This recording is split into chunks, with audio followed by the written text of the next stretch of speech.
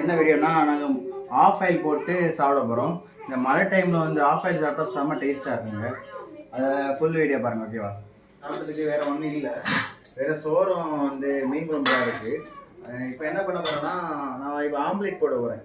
அதுவும் செட்டு சூப்பராக இருக்கும். கன்னியாகுமரியிலே ஃப்ரெஷ்ஷில் தான். அது எப்படி போடுறேன்னா வீடியோவில் பாருங்கள். சரி, ஓகேவா? பாருங்கள்.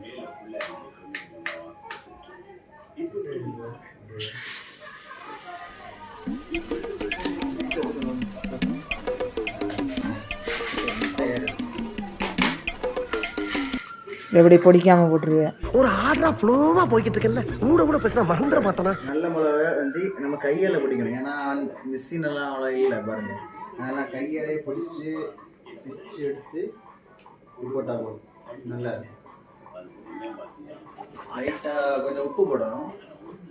உப்பு பொடி உப்பு தான் போடணும். ஓகேவா? ஆஹா, அங்க என்ன கிணறு வட்டிக்கிட்டு இருக்காங்க, பேசியா? பொடி உப்பு தான் போடணும். அதனால கல் உப்பு போடணும்.